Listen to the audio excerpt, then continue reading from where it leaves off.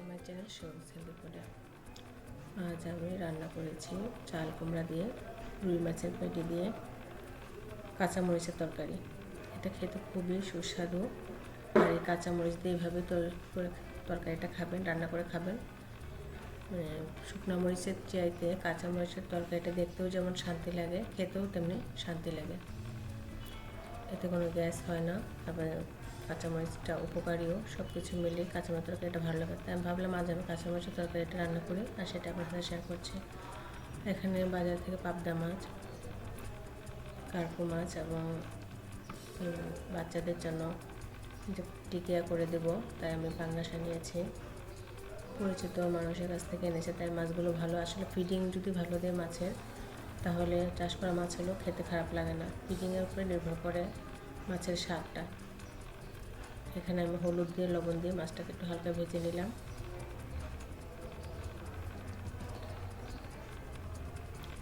এখানে পেঁয়াজ এবং কাঁচামরিচ কুচি করে দিয়েছি। হালকা একটু ব্রাউন করে হলে এখানে ধনে গুঁড়ো আর হলুদ গুঁড়ো, জিরার পেস্ট এবং কাঁচামরিচটাও আমি পেস্ট করে নিয়েছি। এভাবে চাল কুমড়াটা একটু দেখতে সবুজ লাগে, আর তরকারিটা যদি এরকম সবুজ হয়ে যায় তাহলে বুঝতে পারছেন কেমন লাগে।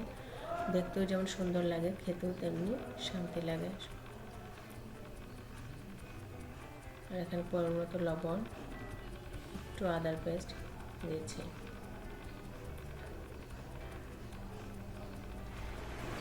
মশলাটাকে ভালোভাবে কষিয়ে নেব।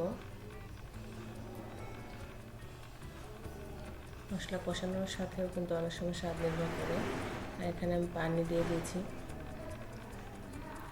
এখানে আমি এই তরকারিতে ঝোল হিসেবে আমি গরম পানি ইউজ করছি, কারণ মাছগুলো আমার ফ্রিজে ছিল। আমি টাটকা মাছের মাছ সেটা পরে কাটবো, তাই ভাবলাম তরকারিটা বসিয়ে নিই। আর এভাবে আমি চাল কুমড়াটা লম্বা লম্বা করে কেটে নিয়েছি। আপনারা আপনাদের পছন্দ মতো শেপে কেটে নিতে পারেন।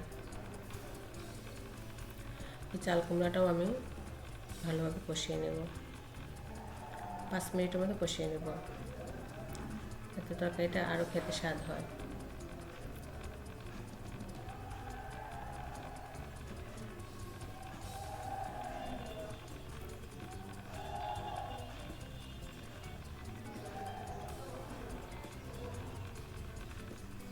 কষিয়ে নেওয়ার পর এখানে আমি পানি অ্যাড করে দেবো।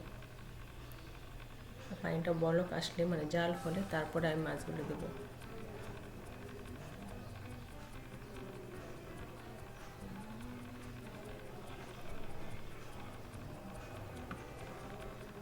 মাছগুলো দিয়ে দিয়েছি। আর এতে আমি কাঁচামরিচ ফালি এবং ধনেপাতা কুচি ছড়িয়ে দেব। এতে তরকারিটা খেতে আরও বেশি স্বাদ হয়।